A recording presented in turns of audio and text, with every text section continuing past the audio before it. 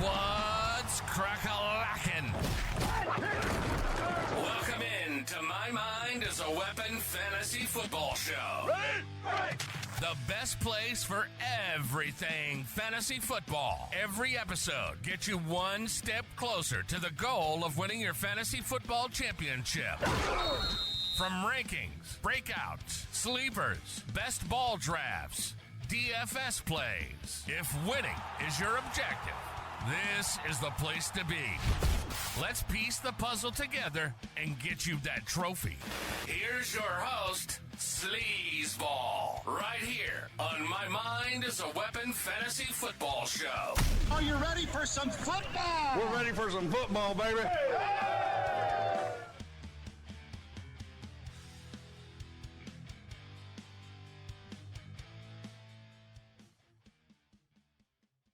Welcome in, guys, to episode 17. Today is going to be the episode you want to pay attention to 100% to win your championships this season. This is going to be my running back targets every round. So this is based off of Fantasy Pros, so it doesn't intertwine. It's going to be like the medium for Yahoo, Sleeper, ESPN, whatever you play on. I believe that Fantasy Pros keeps their ADP the best. So shout out to Fantasy Pros and them. And we're going to be going through running backs round by round. So however you build your roster, hero running back, zero running back, wide receiver heavy, 3 running backs, whatever it is, these are my favorite running backs for you to draft each round based off their ADP and how to build your best roster. Now, before we dive into it, guys, do me a favor. Make sure you smash that like and subscribe. All the support's appreciated. I put a lot of time and effort into this stuff to help you guys win your fantasy football championships. And let's dive into it. Let's get it popping here, guys.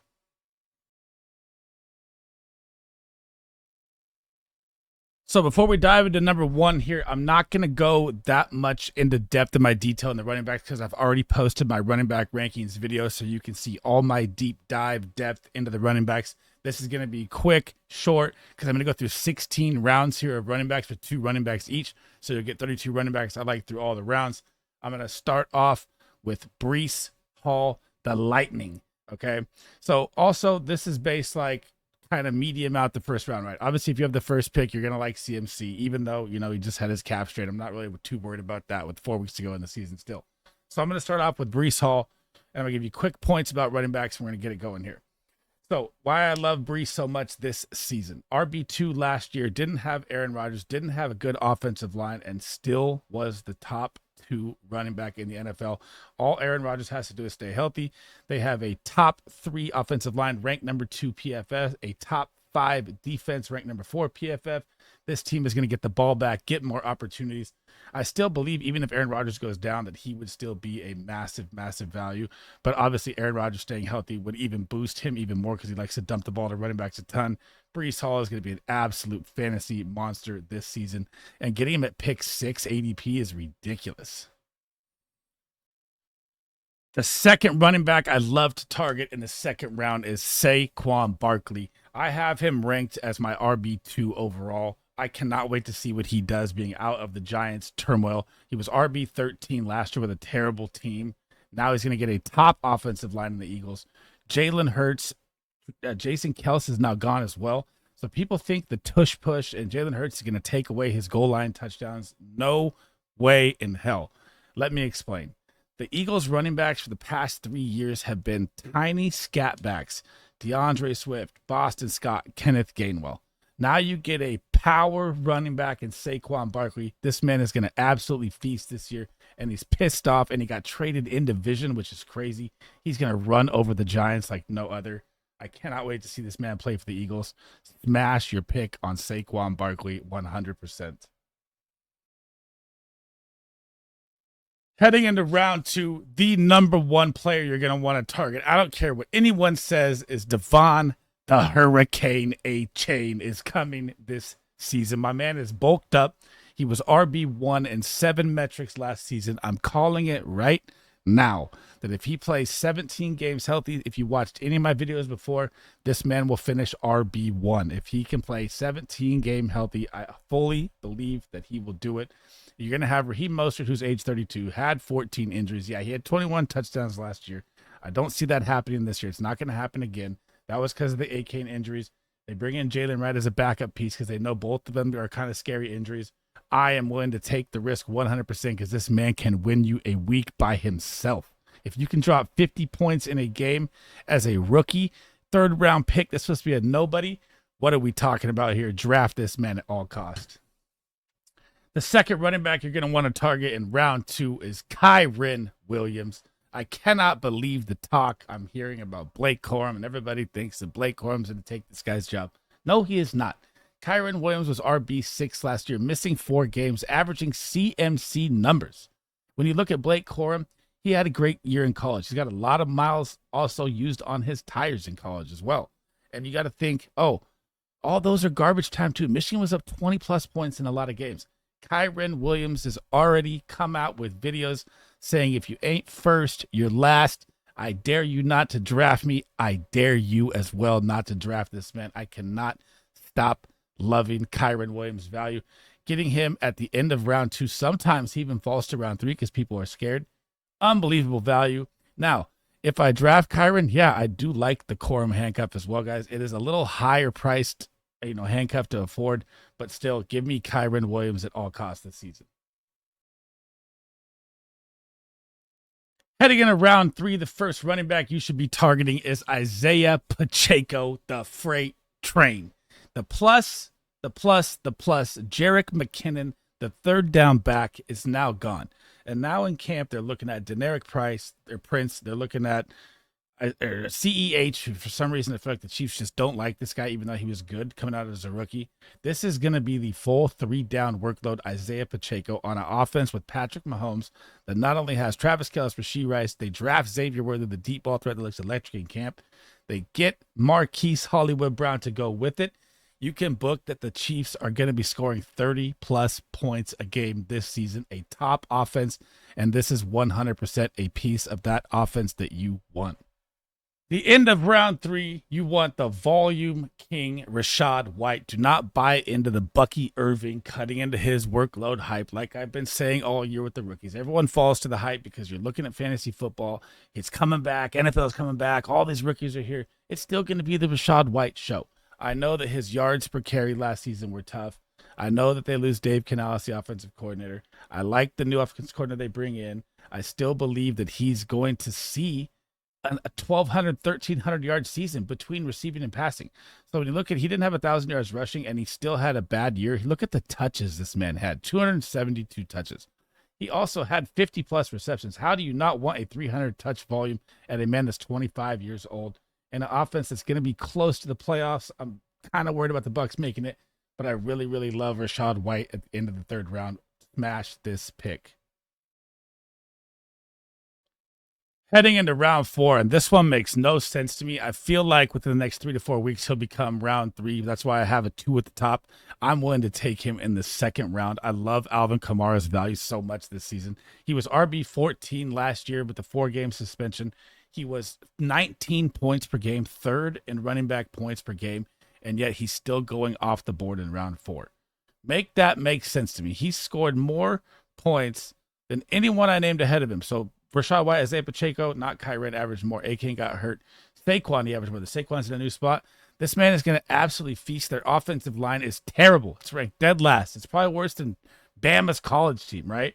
This man's going to see 100 receptions. If you play PPR or half-point PPR, this is gold. Volume is king. Kendra Miller's hamstring is already hurt again. Alvin Kamara is going to absolutely smash this. You're playing for a contract. I know he's older. The injury risk is there, but I love this value so much. The second running back you're going to want to target in round 4 is another one of my favorite running backs. This is your round to smash these running backs. James Cook. Last season was used wrong until Joe Brady got there. Still finished RB12. Had the second most rushing yards in the NFL at 1,112 or 1,122. Had 300 touches between the ground and the air. Yeah, he didn't get the red zone work. That's a little worrisome. I think that will change this year. They're going to try and temper back Josh Allen already with a couple of updates. I'm not saying that Josh Allen's still not going to run a couple in. The man is crazy. He just wears his heart on his sleeve, and he will go head first with anybody. It drives me nuts with how good he is. He scares me a lot, but his size always helps out. But James Cook is now about to feast. Ray Davis is not cutting into this, just like Bucky Irving. Stop buying into the rookie hype. It's not how it works in the NFL.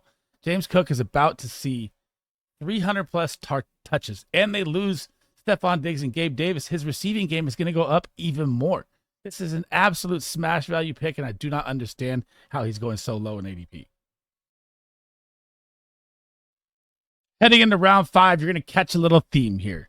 James Conner, another smash value running back where people think that Trey Benson, or Jesus Christ, if I even have to say this guy's name, it drives me nuts.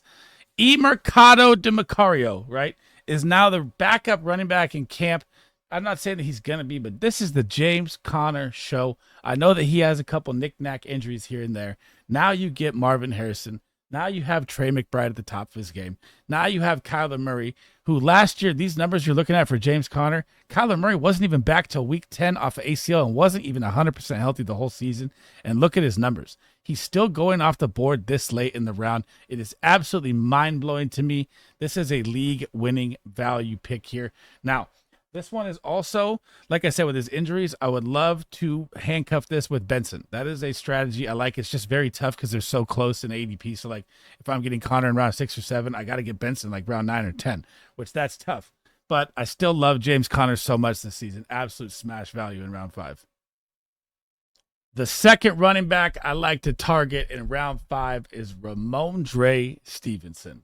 So Ramondre Stevenson now gets Van Pelt's offense a new whole look. They get Drake May. They got a couple rookie wide receivers. Their offensive line is still bad. He gets his contract.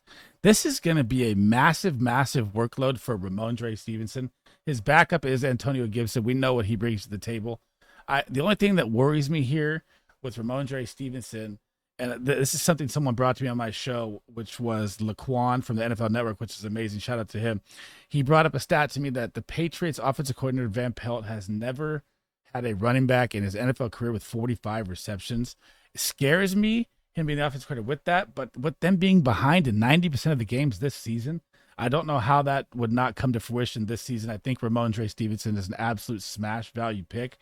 It's just going to be tough because I don't know how many points they're going to score, but his volume, which is king in fantasy, should be through the absolute roof. Heading into round 6, DeAndre Swift headed to the Chicago Bears.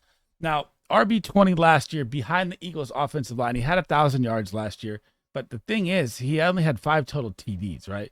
Because if you look at every single season he's the running back, there is a goal line power back who always steals the carries from him. Probably going to be Roshan Johnson this season, and that's what hurts. But I still like him at value. I mean, if he's around guys like Aaron Jones, I don't like his injury history, more than DeAndre Swift. That's why I have DeAndre Swift here.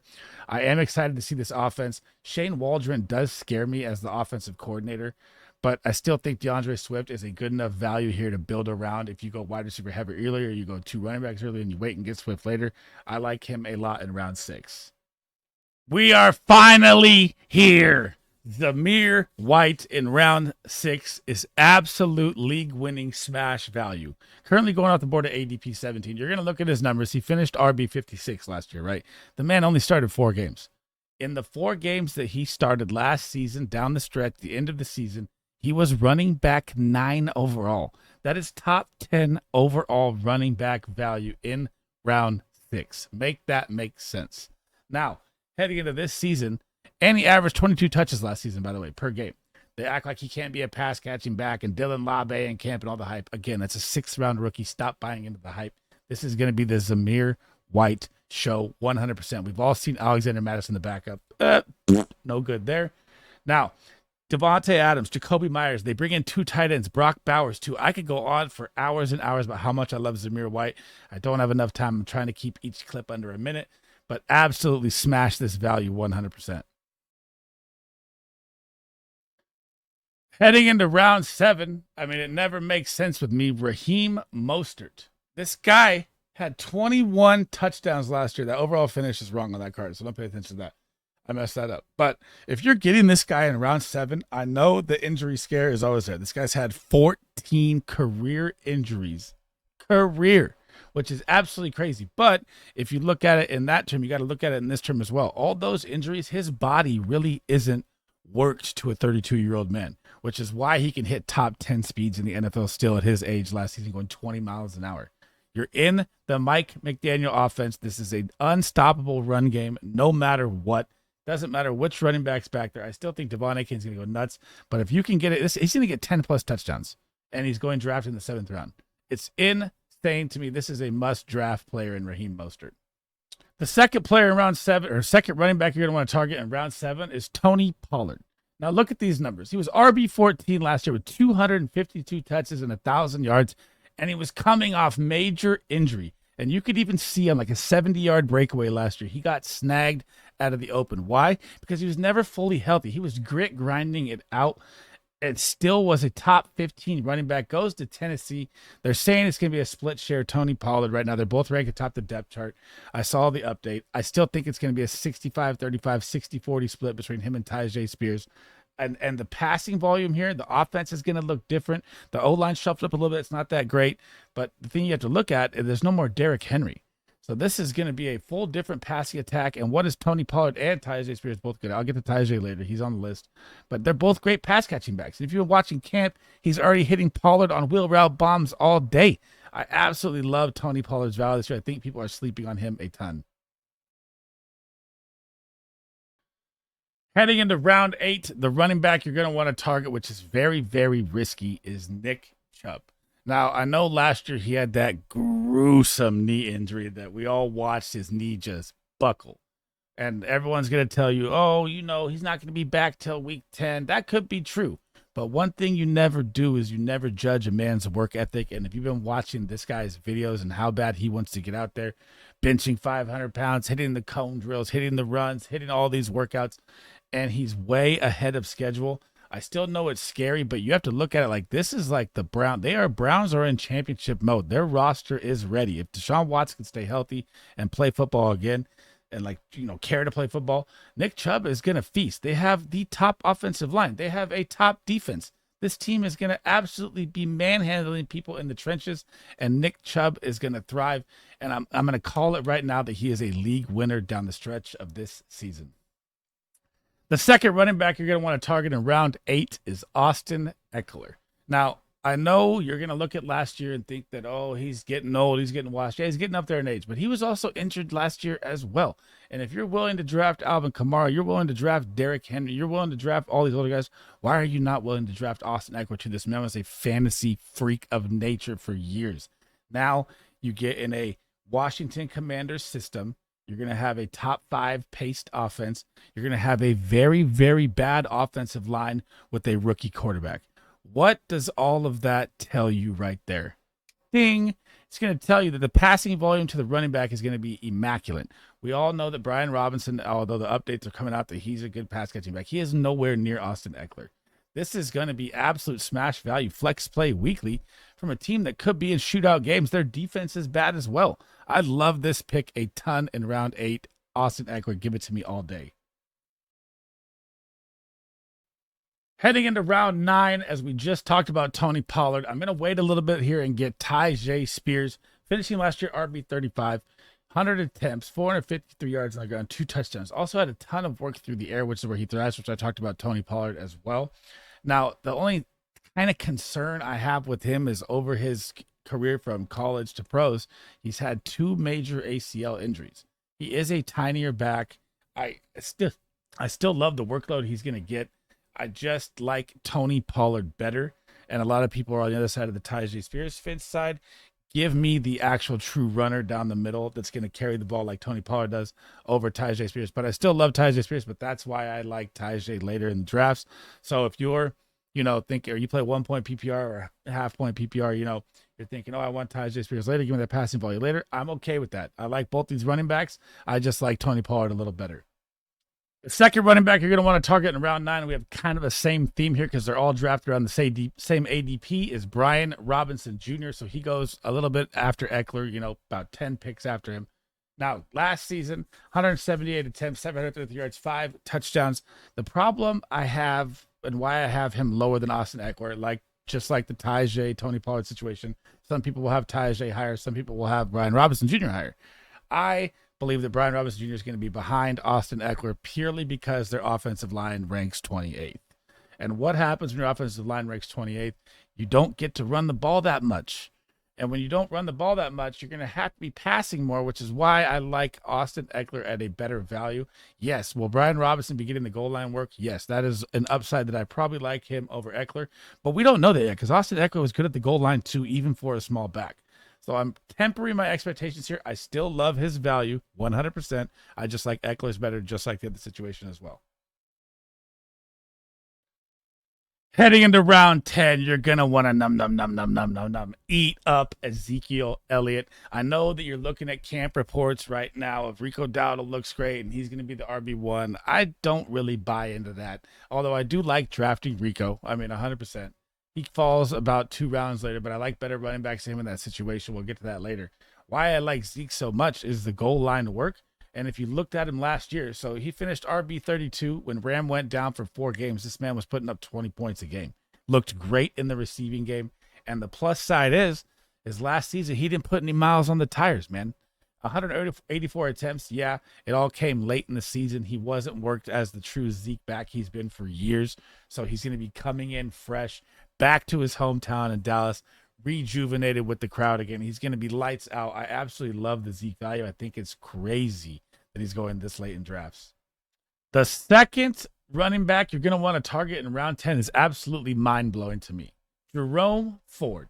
How in the world is this guy going off the board this late with, I know, I'm wanting to take Chubb earlier, right? Which sounds crazy because it's Nick Chubb, okay? Now you're looking at Jerome Ford 2 rounds later going as RB 42 off the board when you know Nick Chubb may be out 8 weeks and this guy was RB 17 last season. How does that make any sense to me? How are you drafting guys like Blake Corum, J.K. Dobbins ahead of him? Trey Benson, who's not even going to see the field really. I mean, none of it makes sense to me. Javonte Williams, even I wouldn't take over this guy. Like, come on. Top offensive line, balled out last year, almost had 1,000 yards. Gonna be the premier featured back, and Deontay Foreman just hurt his foot as well. I know he's back at practice. Prayers up to him. This is an absolute smash league winning value here, and I don't understand why he's drafted so low. Heading into round 11, the moneymaker pick is Chase Brown, Cincinnati Bengals. Now you're gonna look at these numbers. RB66 finish, 44 attempts, 179 yards. He never played more than 30% snaps last season. Joe Mixon is a full work down back that finished RB6, playing 71% of the snaps. He is now out of town. They bring in Zach Moss, who I was higher on Zach Moss till all these camp updates from Orlando Brown saying if I played fantasy football, I would draft Chase Brown with my number 1 running back. He's going to be so electric. You have Zach Taylor, the head coach, saying he's the first in, he's the first out, he's the hardest worker. He's earned every minute he's going to get on the field this season. Those are things I absolutely love, and I think he's going to take this job from Zach Moss. I don't think he's going to take like a 70% workload. He's not a running back like that, but if he can get a 60-40 workload share at RB, this value in round 11, this is an absolute steal, and I cannot stop drafting this guy at this value. Number 2, the highest, I don't want to say highest risk. I say highest reward because the risk is not that low of drafting J.K. Dobbins around 11 at ADP 125. If there's, last year this guy was off my draft board, and I still would think in my head, like I'm clicking my head right now thinking, I don't want to draft this guy, right? His injury history is absolutely insane. But if there's one guy that you can get in a Jim Harbaugh offense, which is splitting first team reps right now in camp with Gus Edwards, you know what you get in Gus Edwards. You're going to get a goal line back, gets 12 touchdowns last year, but never is an electric running back. He's just a pure up the gut hitter, right? Give me some electric J.K. Dobbins in this offense, and if he can stay healthy, he's going to smash this value. Everyone knows that. It's just the risk of him getting hurt, but I am willing for the first time ever to take the shot on J.K. Dobbins this season, and last year he was my do not draft player. Now I am willing to take the shot in round 11 100%. Heading into round 12, you can get Chuba Hubbard at running back, who already updated. His ADP is probably going to jump up about 10 spots or so before we get to the draft. But they already updated Jonathan Brooks going to be out 3 to 4 weeks. They'll probably ease him back in. And Chuba Hubbard looked good last year with the role. Miles Sanders maybe see some work here and there. I don't buy that much. Now you get Dave Canales coming in. More offensive weapons all around to go with Deontay Johnson. They draft Jatavion Sanders. They draft Xavier Legette. They have Adam Thielen. They bring in Deontay. This offense, and look what Dave Canales does with every offense. This is like why I want to draft Jonathan Brooks and handcuff Chuba Hubbard. So I have both. And Jonathan Brooks is going to be a league winner down the stretch to me once he gets fully healthy about week 9, week 10.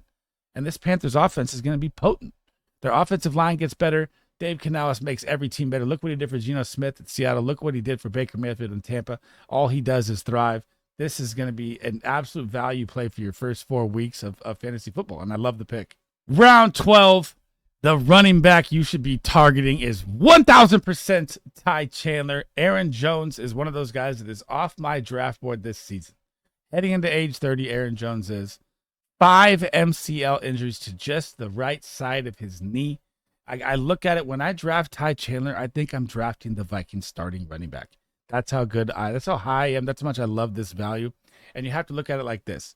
Sam Darnold is in, probably going to play the first 6 weeks. The Vikings' first 6-week schedule is freaking brutal. They might lose every single game. They're going to have Hawkinson out. They're going to wait till the bye hits in week 6.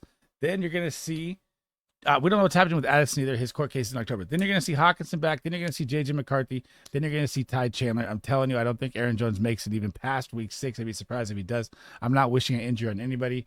But if there's a starting running back I can get that I truly believe will be this season, in ADP 135, give it to me all day.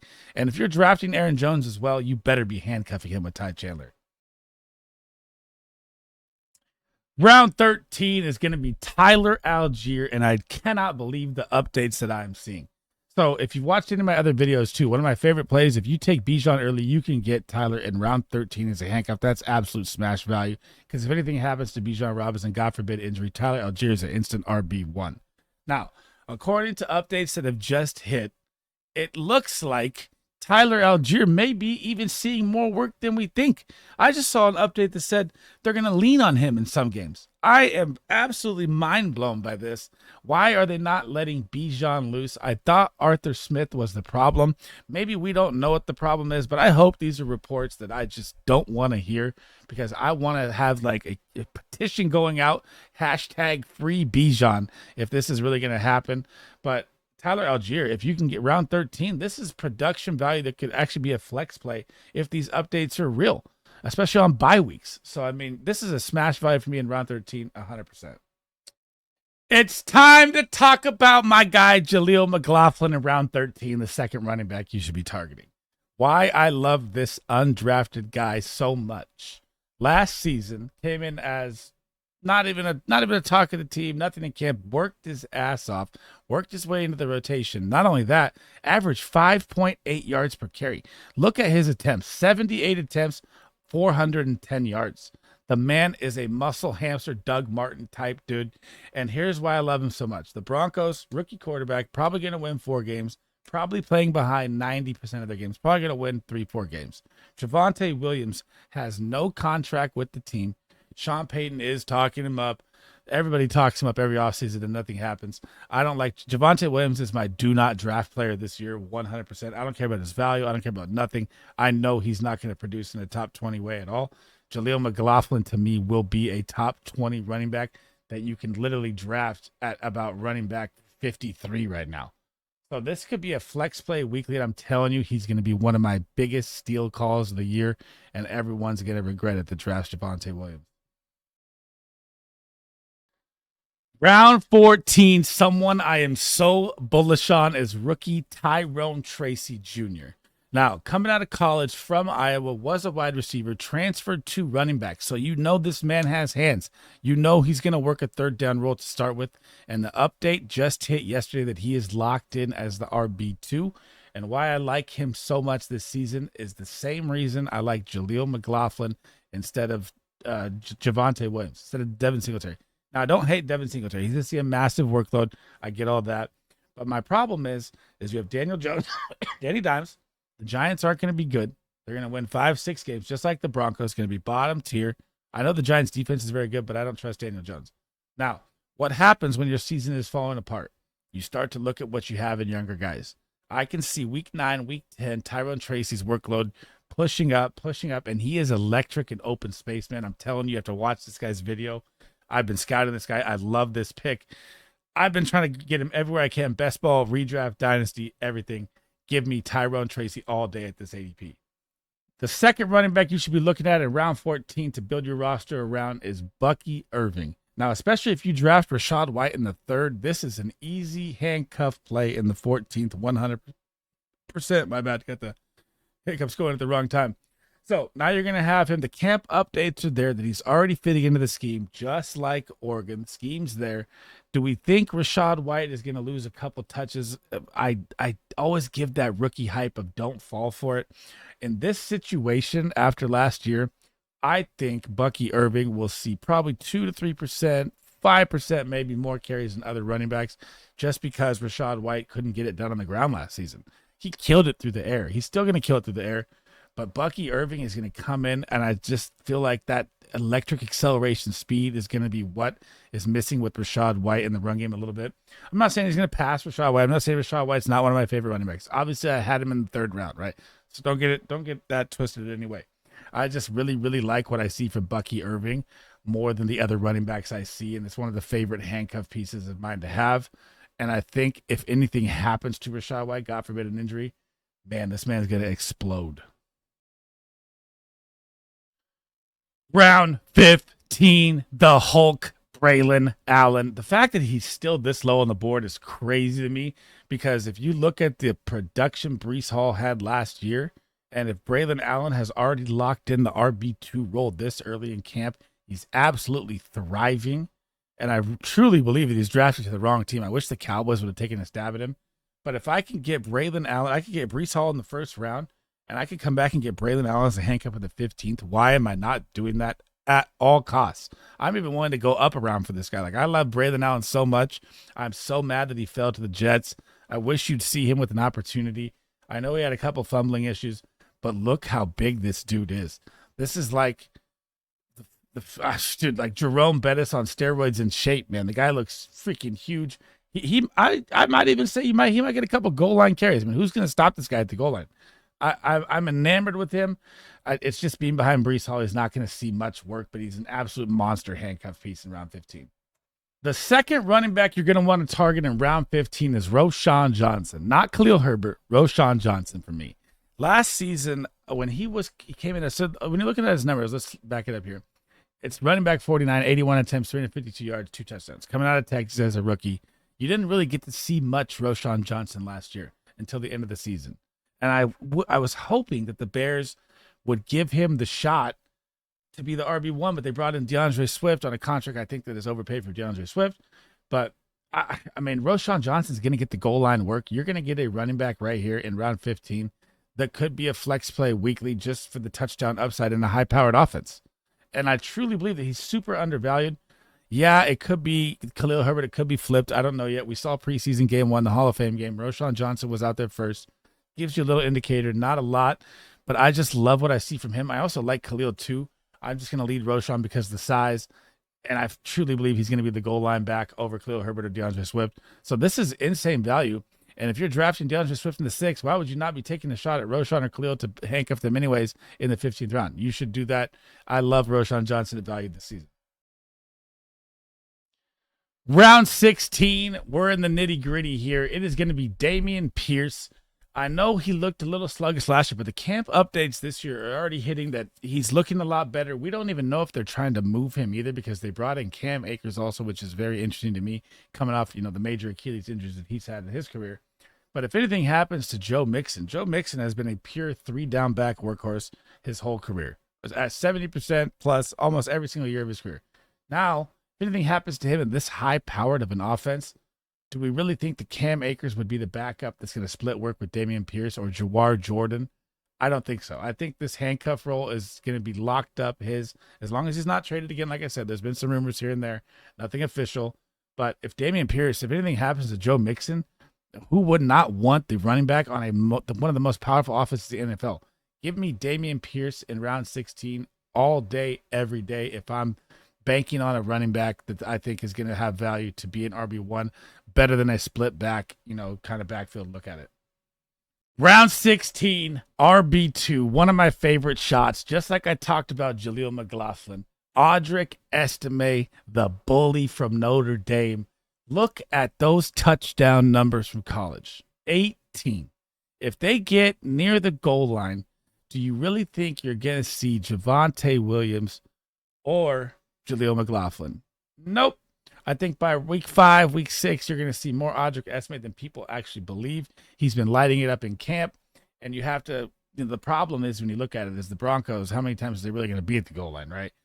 I don't know. So I'm really trying to stay away from most of them. But if you're playing like a keeper league or a dynasty league, I'm definitely going to get Audric Estime because I think down the stretch they're going to be looking at him and what he has. They know what they have in Javonte. Jaleel's more of a scat back that's going to see, 35% snaps, but see a lot of third down work, which the Broncos offense, you're probably going to see a lot of third down work. But if you're taking a shot at the end, I absolutely love this pick in Audric Estime because he could be the starting running back by week 6, week 7. And we know what we have in Javonte Williams, and it's not good. So give me Audric Estime as the last pick, round 16, 100%. Thanks for watching, guys. That's the end of episode 17. My running backs to target in every round to help you build your roster for a championship using that position-wise per pick to look at all the rounds. I put a lot of work into this, man. I hope you guys enjoyed. My next video is going to be wide receivers to target every single round to build your roster around as well. And as always, guys, before you head out, make sure you smash that like and subscribe. All the support's appreciated. I'm trying to bring you the best content to help you win your fantasy football championships weekly. And I'm also live every day on YouTube. You can find us on Spotify, Apple to download as well. And I'm also live drafting on Best Ball every single night. Fantasy football, if you want to come check that out as well, come say what's up. I love talking fantasy football. Any questions, comments, anything fantasy football you guys have as well, drop them in there. I try to get to every single one of them. I'll also be doing live shows come kickoff day, come every game day hour before, and we chat up fantasy football. All the support has been amazing on this journey that I'm on with fantasy football. The ride has been awesome, all because of you guys. Thank you guys so much. SleezBall out.